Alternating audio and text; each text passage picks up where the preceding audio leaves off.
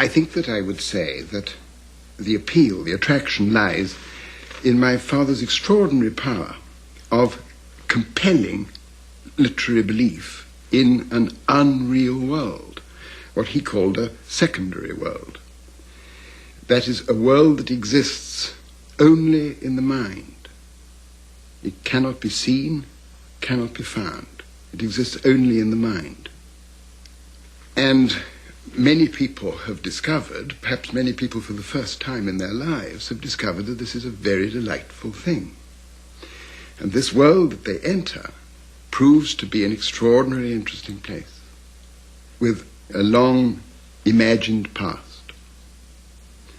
In this world, strange beings, beautiful, noble, terrifying, hideous, strange places, strange events are encountered. But in this world of his devising, when you enter it, they are true. Their existence cannot be doubted so long as you're in that world, because they accord with the laws that govern it. It's one of those things that if you have something like that, you can't sort of say particularly where it comes out, I think. It pervades all his thinking and beliefs and everything else. So I think he was very much always the Christian, and didn't like the changes in the church and post-war. Of course, he very strongly couldn't see any point in abandoning Latin, because he spoke Latin.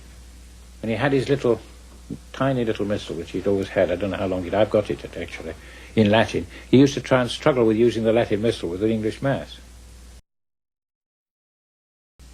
His third son and literary executor, Christopher Tolkien, who lives in France with his wife Baillie, has edited and published many writings that were left in manuscript form at his father's death. He speaks of the nature of Tolkien's world, what he himself calls a secondary world. In his secondary world, which he worked on all his life, he developed it to this extraordinary vastness, solidity, and coherence, which is, I suppose, unique. And this secondary world, which is usually referred to as mistakenly, but entirely understandably, as Middle Earth, this comprehensive secondary world, inevitably it's his world. Its content will be his content. It will contain his griefs, his hopes, his experience, his concept of beauty and ugliness, his concept of good and evil. It will not be an ideal world. He wasn't interested in utopias, far from it. But it will too inevitably, I think, be an archaic world in some aspects.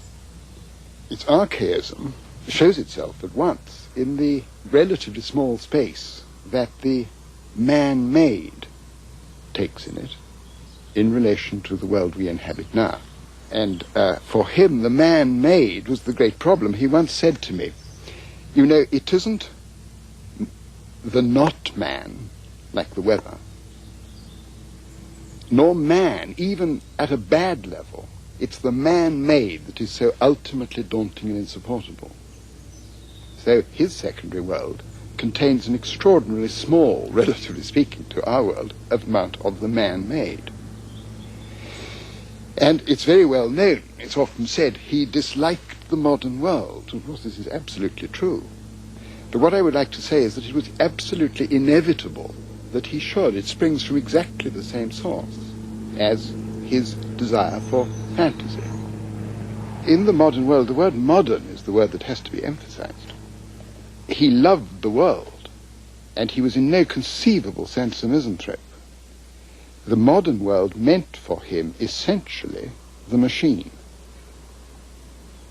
And once again, this was a word that he tried to enlarge, so that when he speaks of the machine, and he more than once expressly said that it was one of the underlying themes for him in The Lord of the Rings, was the machine. we should think of something rather more than what the word machine naturally suggests to us, trains, motor cars, aeroplanes. He used it very compendiously to mean almost, you might say, an alternative solution to the development of the innate and inherent powers and talents of human beings.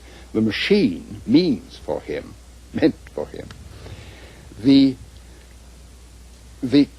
wrong solution, the attempt to actualize our desires, like our desire to fly. It meant coercion, domination, for him the great enemy, coercion of other minds and other wills. This is tyranny. But he also saw the characteristic activity of the modern world as the coercion, the tyrannous reformation of the earth, our place. That is really why he hated machines. Of course, it's perfectly true. He hated the internal combustion engine for perfectly good practical reasons. I mean, noise, congestion, destruction of cities, and many people greatly agree with him now. He used to sort of say, you only move the slavery out of sight, so it's much more effective, because nobody knows what's going on. So you put them in the factories where you can't see them. He actually mentioned this in a letter that I think is worth quoting, that he wrote to me when I was in South Africa. And he spoke of the tragedy and despair of all machinery laid bare. Unlike art, which is content to create a new secondary world in the mind, it attempts to actualize desire, and so to create power in this world. And that cannot really be done with any real satisfaction. Labor-saving machinery only creates endless and worse labor. In addition to this fundamental disability of a creature is added the fall, which makes our devices not only fail of their desire, but turn to new and horrible evil. And so we come inevitably from Daedalus and Icarus to the giant bomber. And, of course, in his secondary world, the machine is, as he would say, mythologized, in the mythological mode, because he is dealing entirely in the representation of his perception of the primary world in the secondary world form, the world, if you like, of Middle-earth. And I think it is undoubtedly true that in this very large sense of the word machine, the supreme machine, in the mythological terms, is the ring, is the one ring. This, of course, may seem extraordinary, because many people would feel like saying, oh, but surely the ring is the most magic thing of all. To which he would have said, magic is very close to the machine. Magic is coercion, is the coercion of the world, the attempt by apparatus to transform the world. And indeed, the elves, as he again said, in saying all this, I'm largely drawing on what he himself said, putting it in my way. The elves represent, obviously they represent in a sense an aspect, they must do, of the humane. They represent an aspect of mankind, but raised in certain directions to a higher power, with powers that men don't actually possess. And that the ultimate aim of the elves is art and not power, whereas men have taken the solution of power represented by the machine. The ring is the ultimate machine because it was made for coercion, made by Sauron to coerce. And that is why the only solution to the problem of the ring, as the wise at Rivendell saw, was its destruction. And if the ring were not destroyed, it wouldn't in the long run matter whether Sauron got it himself. As he said once, Gandalf, if he had the ring, would be far worse than Sauron, because he would be righteous and self-righteous and coerce the world to its own good. And that was one of my father's greatest fears, was the coercion for good ends. He wasn't an unreasonable man, he wasn't an eccentric, he wasn't absurd. And of course he recognized that one must live in the world to an extent as it is. So he had a telephone. He even had a tape recorder when they were quite newfangled. But as a vision of how the world could be, the machinery of telecommunications, just as much as the airliner, no, they were not what he wanted in the world. I remember sitting with him, and I must have been quite a small boy, on the White Horse Hill in Berkshire, looking down over the Vale of the White Horse, through which the Great Western Railway line goes towards Bath and Bristol. And I think even then I appreciated his intense awareness of that hill, the archaic carving in the chalk of the White Horse, the bones of the hill. One could see Weathertop in that. But I also loved the soundless sight in the valley of the train with the line of smoke from it. But he didn't. He didn't. He saw it as the intrusion of coercion into the Vale, carrying people at high speed to destinations that they would have been very much better off going by other means. I think that the answer to that lies in the intensity of his love for the primary, fundamental simplicities of, not necessarily of the natural world, but of the materials of the natural world, as used by men using tools and not machines. So, in food, bread, cheese, and wine, the materials of craftsmanship, stone, wood, and so on. But also there was his extraordinarily intense feeling and amazing ability to visualize landscapes.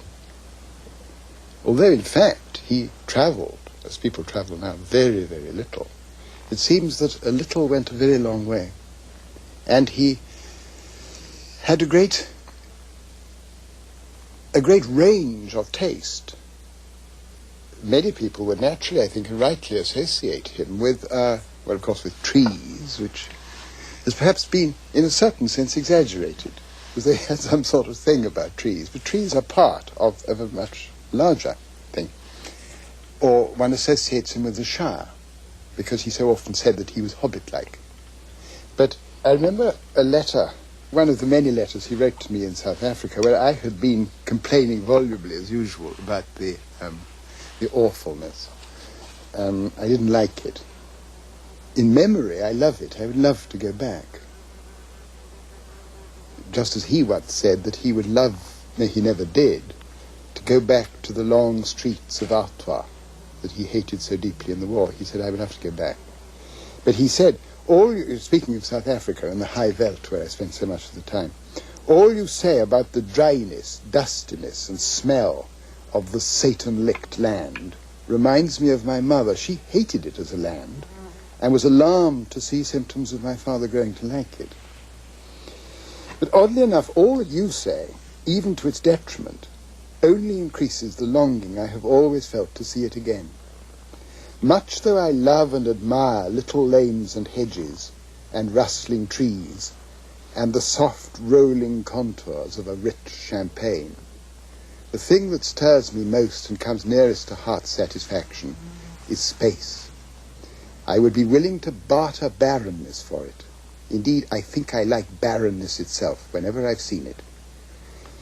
My heart still lingers among the high stony wastes, among the moraines and the mountain wreckage, silent in spite of the sound of thin, chill water.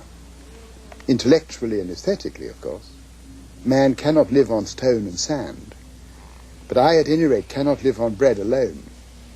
And if there was not bare rock and pathless sand and the unharvested sea, I should grow to hate all green things as a fungoid growth. It is more passionate and exaggerated style. But I quote that because this is true. He could even, Baillie and I used to think that his marvellous description of the land called Ithilien, through which Frodo and Sam and Gollum passed on their way into Mordor. This beautiful land of quick waterfalls and herbs that smelt when you walked on them. Extraordinarily like parts of Provence, which he'd never seen. A passion of mine ab initio was for myth and for fairy story, and above all for heroic legend on the brink of fairy tale and history, of which there is far too little in the world accessible to me for my appetite.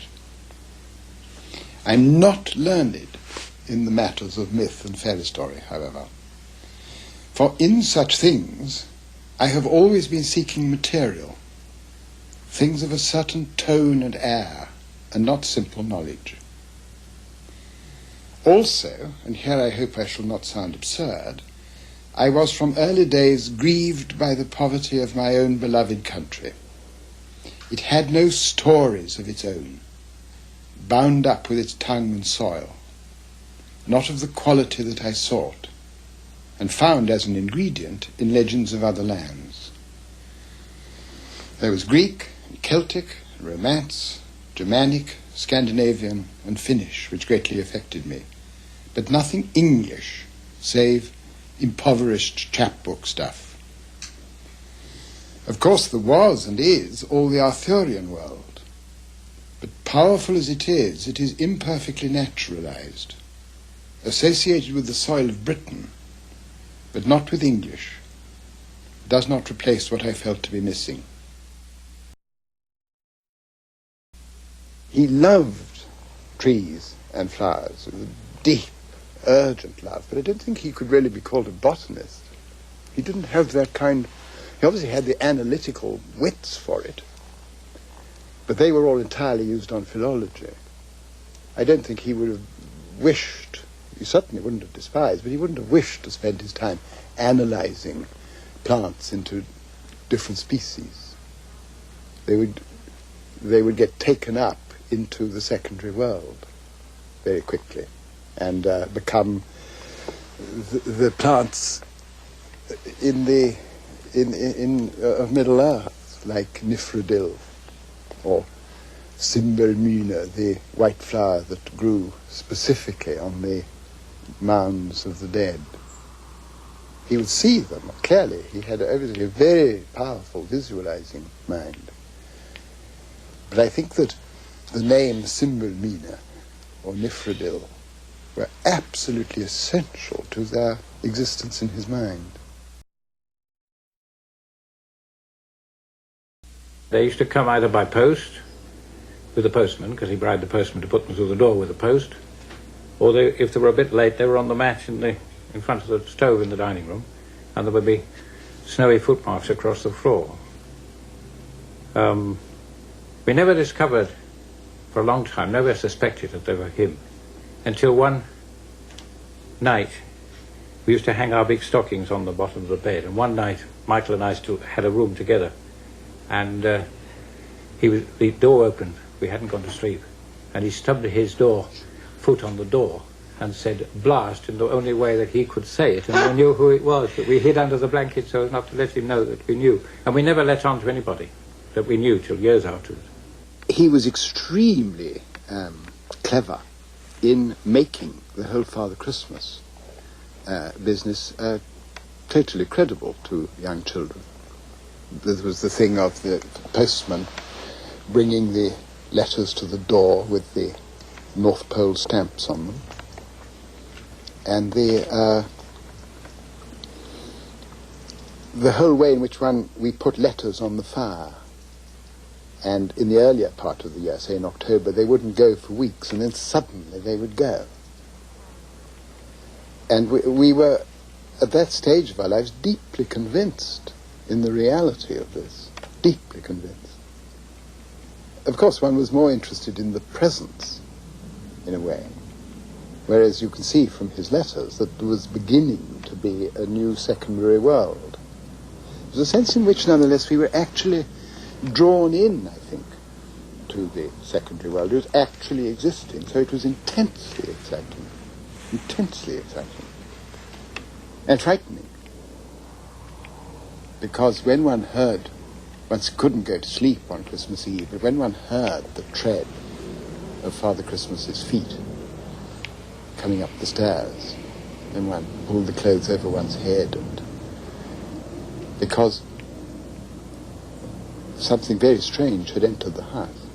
After my father-in-law died and we received this vast mass of papers that he had kept all those years, some of which hadn't been looked at by anyone other than him, possibly not by him, the Father Christmas letters turned up. Nobody knew that they still existed. Nobody knew that he'd kept them, but he had.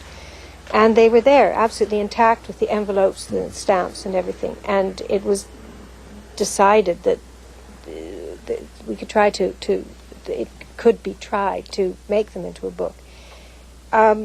They do produce a fairly coherent story, even though they consisted of these isolated letters written once a year. And they, of course, do relate to his primary imagination. As Christopher said, the creation of a new secondary world began, but it was one which was very closely related to the main one. The character of the polar bear, of course, who emerges as more and more of a personality as time went on, and escapades involving him. But I think that the thing that stays with me is the goblin wars in the caves, because I think that's the point at which it touches most closely the real imaginative creation. It has everything. It has Father Christmas, who is a sort of Gandalf figure. It has the goblins. It has a runic alphabet. It has caves, battles, elves, though they're quite different, but everything is there. The Father Christmas letters were produced in book form after Tolkien's death, edited by Baillie Tolkien. Hobbits are just rustic English people, made small in size because it reflects the general small reach of their imagination, but it's not the small reach of their courage or latent power. On the 14th of December 1937, 2 months after The Hobbit had been published, and I think about 2 days before he began The Lord of the Rings, he said to a friend of his, he wrote to a friend of his, "I don't much approve of The Hobbit myself, preferring my own mythology, which is just touched on, with its consistent nomenclature, Elrond, Gondolin have escaped out of it, and organized history. I prefer that to this rabble of Eddaic-named dwarves out of the Völuspá, newfangled hobbits and golems invented in an idle hour, and Anglo-Saxon runes." Tolkien's own mythology had begun many years earlier in his first and perhaps most important creative work, which would not be published until after his death. The Silmarillion was the primary, central work of my father's secondary world. One of the chief things that people know about it, I think, is that it was unfinished. But I think this is, in a way, misleading. The real point is that there were several Silmarillions. When he was a very young man, during the First World War, and in the years immediately following, he wrote a work called The Book of Lost Tales, which the little notebooks that he used still exist, little penny notebooks, and some parts of it, he recorded, were written in the trenches under shell fire. And this was the first Silmarillion, although he didn't then call it that. It's quite unlike his later manner of writing, when he adopted a much more remote, exalted even, manner for his mythology. It's more immediate. It's even funny. It's very written in an extraordinarily flowery consciously archaic manner, which I think is very attractive. But there already, often in very early undeveloped forms, are the great stories, the great legends, which were an inspiration to him throughout his life. Above all, the Lay of Beren and Luthien, and the tragedy of Turin Turamba. Another Silmarillion was already in existence by about 1930. And that is very different. It's as I say, it's in a more remote style, and it's more chronicle-like. But the important thing is that was finished. The Book of Lost Tales, you could say, was finished. The 1930 Silmarillion was finished. It's complete. A completely enclosed myth, not presupposing any later ages. And at that stage, The Hobbit had no connection with it. In fact, he said in a letter that he wrote in 1964, he said, by the time The Hobbit appeared in 1937, the Silmarillion was in coherent form. The Hobbit was not intended to have anything to do with it. I had the habit, while my children were still young, of inventing and telling orally, sometimes of writing down, children's stories, in inverted commas, for their private amusement. The Hobbit was intended to be one of them. It had no necessary connection with the mythology, by which he means the Silmarillion, but naturally became attracted towards this dominant construction in my mind, causing the tale to become larger and more heroic as it proceeded. Even so, it could really stand quite apart. And so you see the famous names of Middle-earth, such as the Misty Mountains, Mirkwood, the great river of Wilderland, they began with The Hobbit and had no necessary association at all with the mythology as it existed at that time. The Lord of the Rings began as the sequel to The Hobbit. But this dominant construction in my mind, as he says, attracted everything into it. Attracted The Hobbit, and still more, of course, attracted The Lord of the Rings. So The Lord of the Rings becomes, in the most complex fashion, both the sequel to The Hobbit and heavily involved with the Silmarillion. At the same time, he continued with his academic work as Professor of Anglo-Saxon at Oxford, which was so closely related to his creative writing. I think that they were intertwined with each other. Which I call the content, as opposed to the practice of his academic work, is one of the primary ingredients in the secondary world of many kinds. Anglo-Saxon above all, and of course the philology. The philology of the primary world relates very, very closely to the languages of the secondary world. Sindarin and Quenya, the languages, the elvish languages of Middle-earth. They're totally different in the sense in which he used the word fantasy. They are the languages of the fantasy. But they're very hard. They're hard-bitten. They have their own severe phonetics, their severe grammatical history, which shows, I think, is important, because it shows what the word fantasy means. There's nothing crazy or absurd in the idea. His fantasy philology is just as strict as the philology of the Germanic languages that he practiced that he expounded as a professor. So I think that his the content of his academic life, as I say, intertwined and was productive, very productive, in his sub-creative world. In terms of actual content, of course, an important element in The Lord of the Rings, which plays no part in The Hobbit, I think, or in the Silmarillion, but plays a very important part in Lord of the Rings, is the kingdom of Rohan, which is modelled on, in a sense, transformed. It's not supposed to be historical because it's in the secondary world, but the inspiration for Rohan derives very evidently from Anglo-Saxon England. And the philology does not derive from any direct imitation of real languages in the world. Not at all. But of course it does derive from his mastery of the history of actual languages.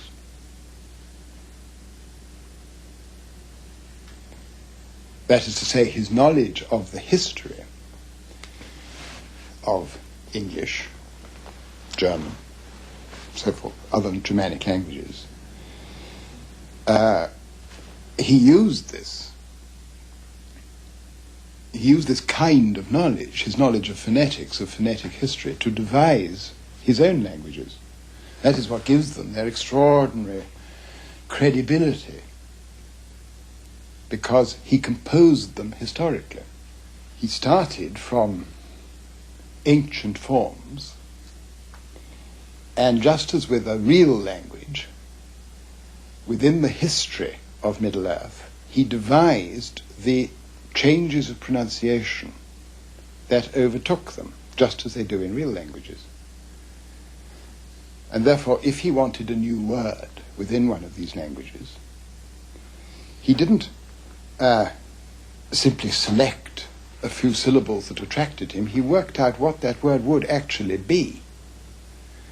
And he works out, as it were, the sound changes that will, fictionally, will have passed over them in the course of time, as they do in all languages.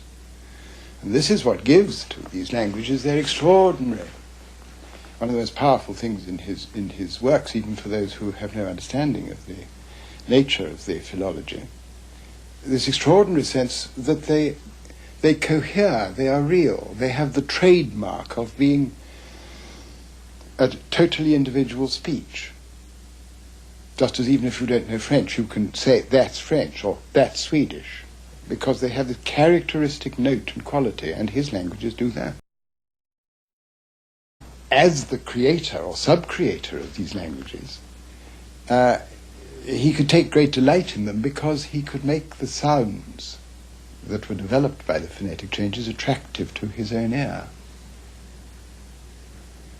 so that he could say that Quenya was the language that he really deeply desired, whereas none of the languages of the world really came quite there. He loved Anglo-Saxon, but he didn't like it as much.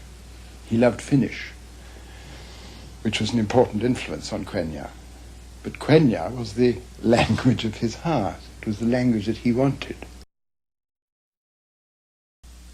Arel bereftlul foniel, sidivren penamiriel o menel aglar elenaf, nachaired palandiriel o galavremin enoraf, fanuilos lelinathon, nevaya si nevayaron. During the long years in which he worked on the languages and the legends, the stories themselves seemed to evolve, as if under other influence than that of their creator. In the case, for instance, particularly of the Silmarillion, what is so fascinating is because it lasted so long, and because he wrote so many versions, you can follow the changes in great detail when you've got the papers in the right order. And the movements in the legends, moving from one text to another very gradually, mean that after the passage of years in my father's life, you have a movement in the legends similar to the actual movements in the legends of actual peoples. So you see, in one particular case I can think of, a great king in the earlier stages of the mythology, Orodreth of Nargothrond. He slowly, as the years pass, becomes diminished and is ultimately rejected completely from the dynasty the kingly dynasty he belonged to. And the reason for this was that another of my father's legends slowly made contact with the first one, and the internal dynamics of the legends forced this king into a inferior, and therefore he becomes cowardly, weak, and in a sense disappears through the sheer internal energy or dynamics of the movements of the legends.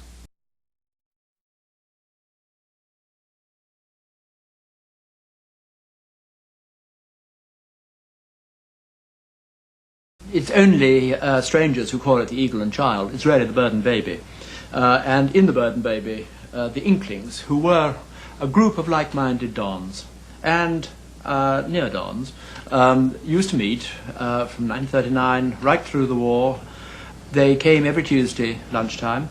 They sat in this room, and they were, in fact, a club, a male club. And they met also in evenings in C.S. Lewis's rooms in Magdalen. Very few outside his generation came to them.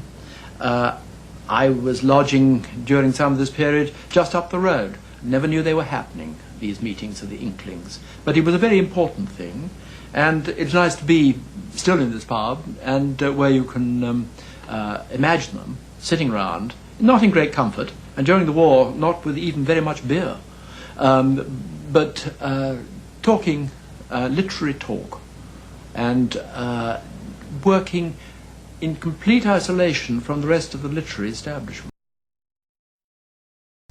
The Inklings had a small nucleus of regular members, with others attending on an occasional basis. But at the centre of the group was Tolkien's great friend, C.S. Lewis. The profound attachment and imaginative intimacy between him and Lewis was, I think, in some ways the real core of it. Certainly it was of profound importance to my father, that relationship. Indeed, to both of them. The fact that they drifted apart in their later on, I think myself, it was sad.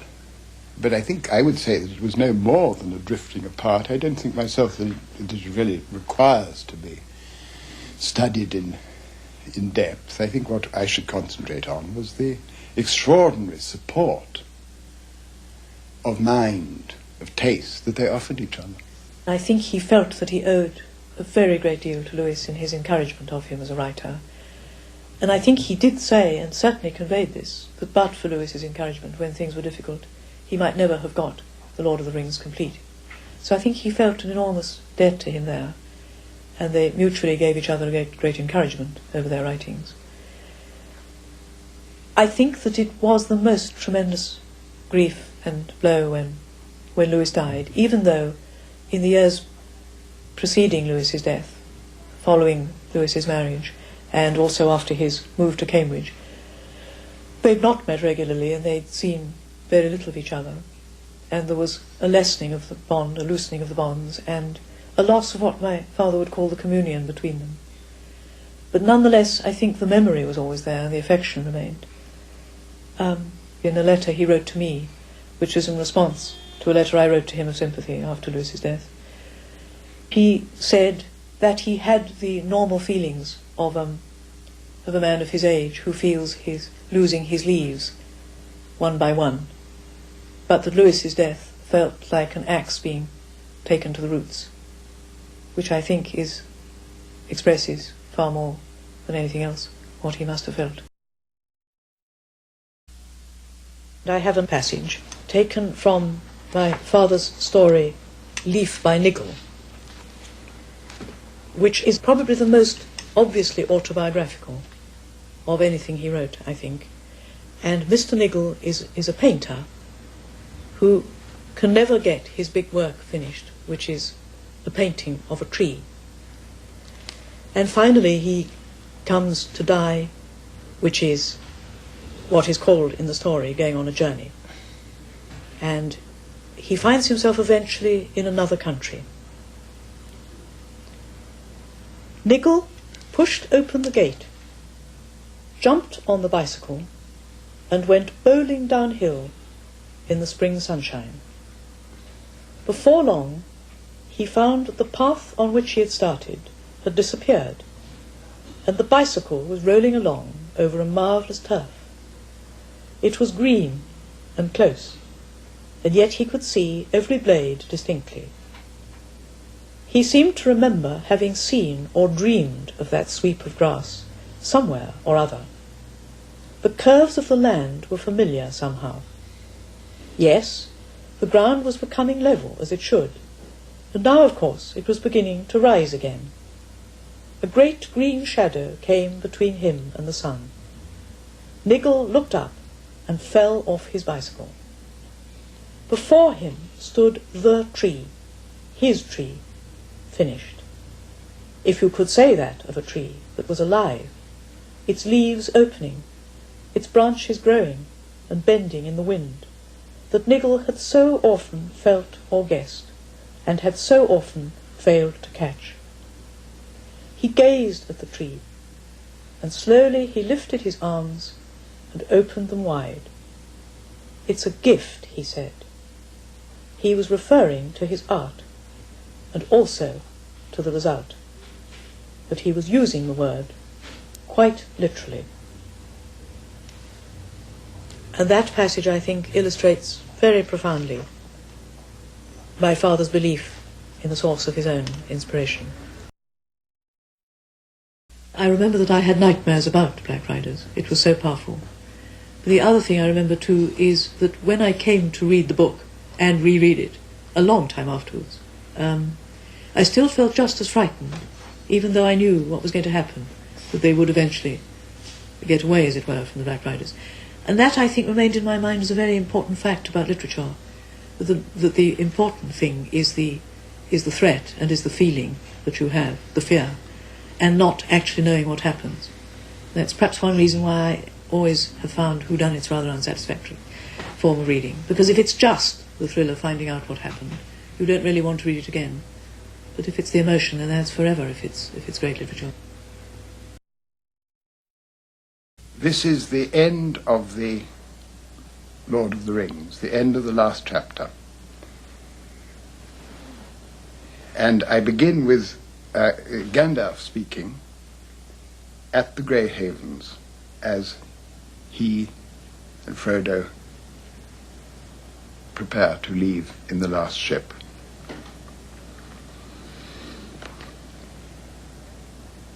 Well, here at last, dear friends, on the shores of the sea, comes the end of our fellowship in Middle-earth. Go in peace. I will not say, do not weep, for not all tears are an evil. Then Frodo kissed Merry and Pippin, and last of all Sam, and went aboard. And the sails were drawn up, and the wind blew, and slowly the ship slipped away down the long grey firth. And the light of the glass of Galadriel that Frodo bore glimmered and was lost. And the ship went out into the high sea and passed on into the west, until at last on a night of rain Frodo smelled a sweet fragrance on the air and heard the sound of singing that came over the water.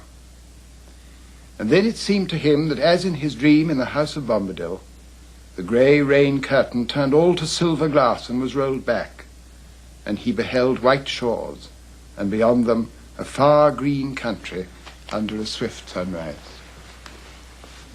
But to Sam the evening deepened to darkness as he stood at the haven.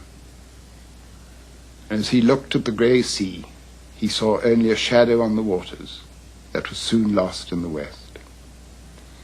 There he stood far into the night, hearing only the sigh and murmur of the waves on the shores of Middle-earth, and the sound of them sank deep into his heart. Beside him stood Merry and Pippin, and they were silent. At last the three companions turned away, and never again looking back, they rode slowly homewards. And they spoke no word to one another until they came back to the Shire, but each had great comfort in his friends on the long grey road. At last they rode over the downs and took the east road, And then Merry and Pippin rode on to Buckland, and already they were singing again as they went. But Sam turned to Bywater, and so came back up the hill as day was ending once more. And he went on, and there was yellow light and fire within, and the evening meal was ready, and he was expected. And Rose drew him in, and set him in his chair, and put little Eleanor upon his lap. He drew a deep breath. "Well, I'm back," he said. 12 years after he had begun it, Tolkien finally completed The Lord of the Rings in 1949. But he had great difficulty in finishing it.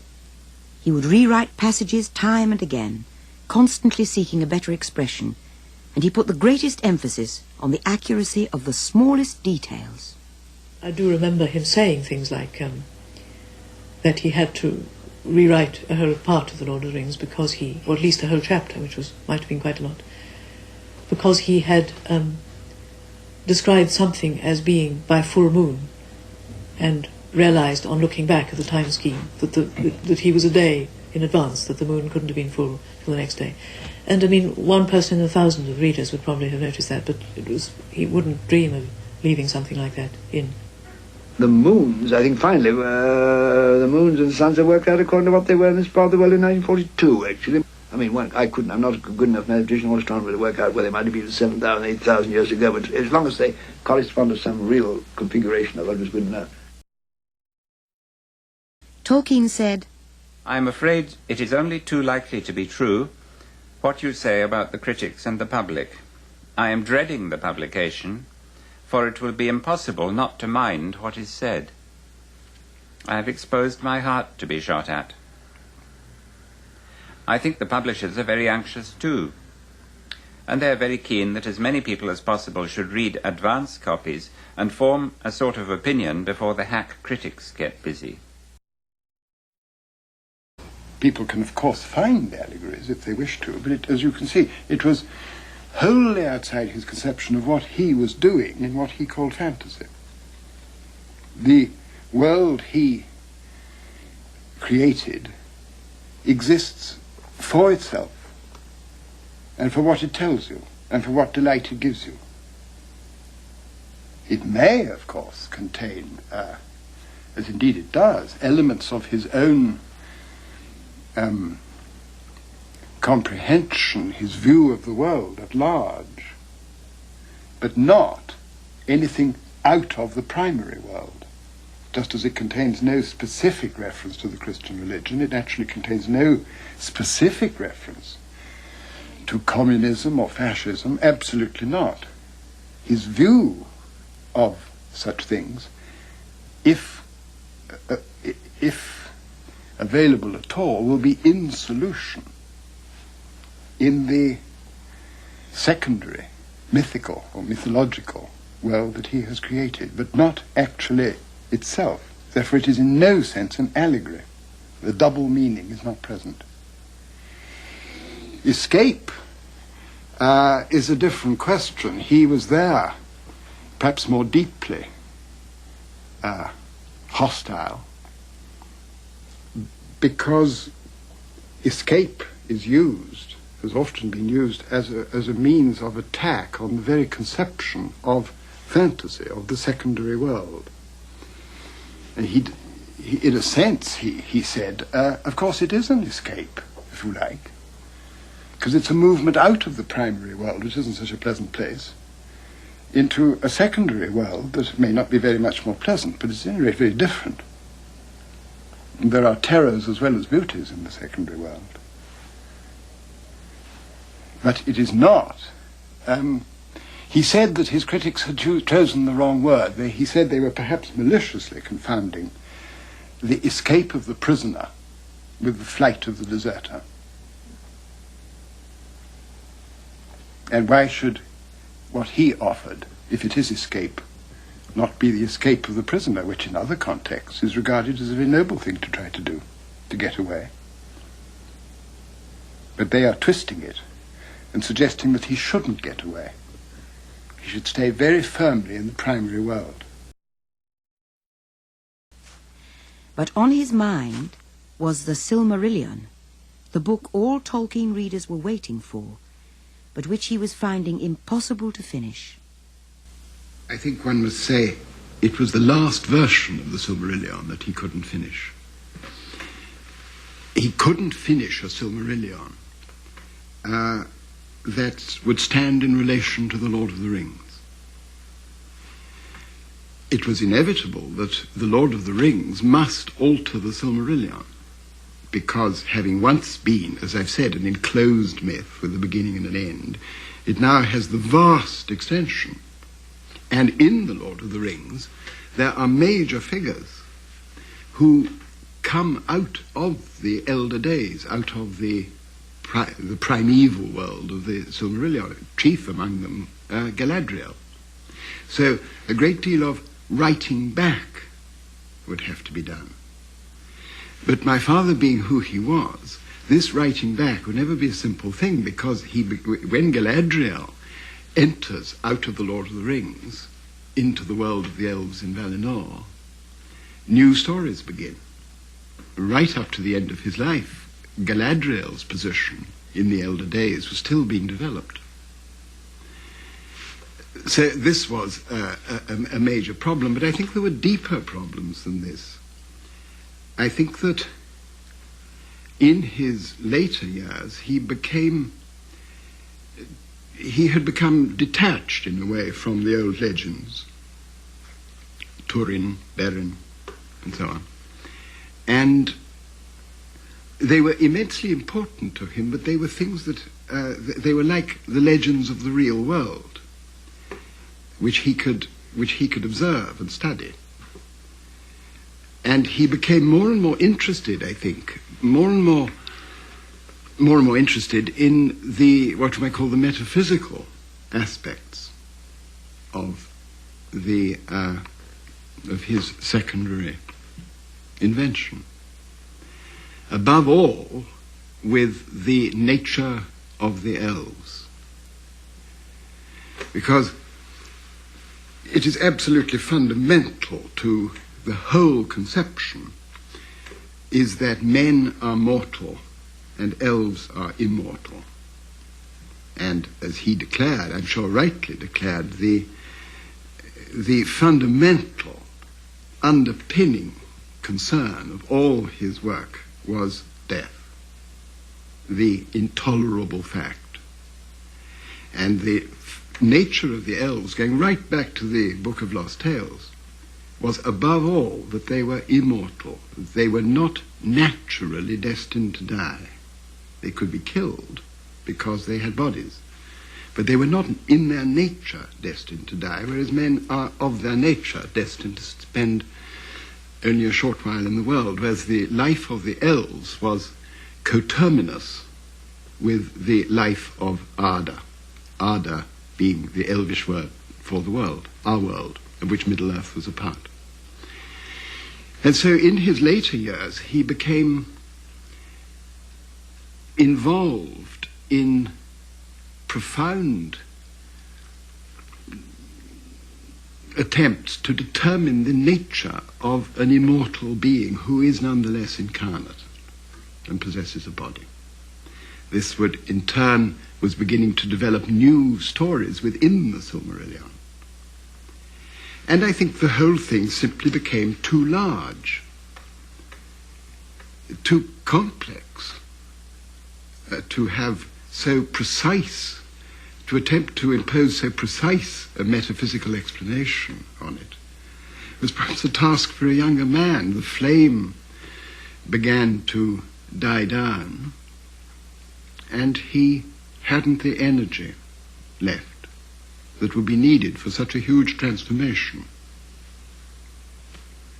Some people who knew him well thought that he didn't really, have said that he didn't really want to finish the Silmarillion, suggesting even that at some level he felt that to finish the Silmarillion would be finishing his life. I personally don't think that at all. I don't think there's any real evidence for it. I think he deeply wanted to finish it, but couldn't.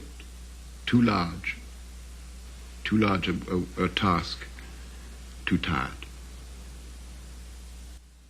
In the last photograph taken of him, he is standing by one of his favourite trees, the great black pine, in Oxford's Botanic Gardens.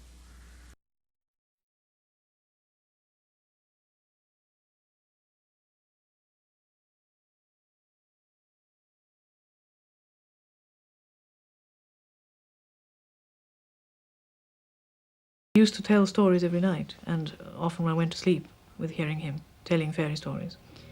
I can't actually remember him telling the stories which were later incorporated into The Lord of the Rings. I think my elder brothers do remember this, being that much older. How it began, I would think, in 1926-27, when we first went to Oxford, and was told us at Christmas time, in chapters, which is why it has chapters of adventures. If we were lucky, we got a couple of extra chapters each Christmas, and the other ones had to be repeated, so it got longer and longer and longer. He was deeply moved and grateful for the fact that so many people responded with great appreciation to the book. And although it was a heroic task, I think he greatly appreciated being able to reply to or to be in contact with so many people who wrote to him. The letters were enormous, but instead of the postman, a van used to arrive each morning with the morning's post, which he couldn't get through the door. And in the beginning, my father tried to answer them all. The old lady there was rather a dragon, but he won her over by posting his false teeth through the screen and putting his envelope in his mouth. Similarly, the bank used to keep all the things he left there. I once went with him to the bank, and they opened the drawer and gave him back his last 2 or 3 pipes and gloves and things. Well, I think that he found certain aspects of the success, particularly the cult aspects and the extreme amount of publicity, very difficult, particularly as he was getting older by this time. He was frightened of the intrusions on his privacy. He didn't like fame, and he didn't like all the palaver at all. He never actually really ever appreciated that he'd become famous or was wealthy. He always worried about his finances and that he hadn't got much money and he was overspending. He had a way with them. There was the one who rang from London and arrived with his secretaries and 3 coloured umbrellas. And my father had an alarm clock which he kept in a drawer. And if there were people he really didn't want to see at that stage, the alarm clock was set for a quarter of an hour after they arrived. And when the alarm clock went off, "Oh, I'm so sorry, I've got another engagement." That invariably got rid of them. They went quickly. People found his telephone number and used to ring up in the middle of the night. One I remember especially, because I was at home, was the one who rang up from Ohio and wanted him to find her son, who was hiking in Europe with a copy of The Hobbit in her pocket.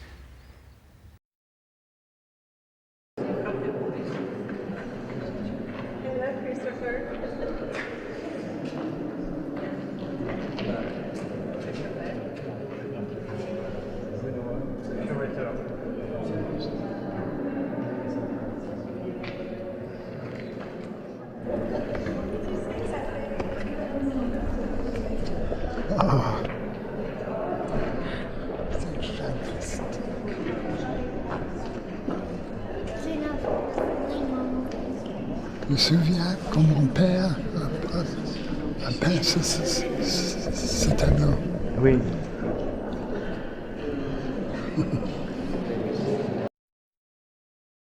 Par rapport à ça, parce que j'ai pas rappelé que c'était fait fantastique. Et ils ont reproduit. C'est vraiment l'effet Simonet, qui est président de la Cité de la Tapisserie, mais aussi du conseil départemental de la Creuse, qui souhaitait vraiment venir et qui n'a pas pu le faire au dernier moment. Et puis Baillie est venu quand même en 2018 2 fois au Aubusson, et je peux vous dire que Baillie maintenant est une star au Aubusson. Elle a vraiment séduit, elle a séduit les Creusois par son élégance et par sa spontanéité. Elle compte pour vous, en tout tout cas par rapport aux illustrations de votre père. Et donc on est particulièrement heureux, je dirais même ému de ce moment qui a été rendu possible par l'administrateur et toute l'équipe de l'abbaye du Toronnet, et je les en remercie à nouveau. Je dois expliquer que mon père habituellement travaillait très très tard dans la nuit pour son travail de peindre, écrire. Et moi, quand j'étais très très jeune, j'ai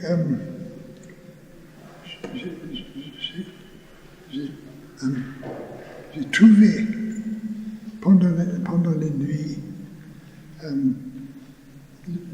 j'étais inquiet au sujet de mon père, dans la façon, est-ce qu'il était toujours en vie?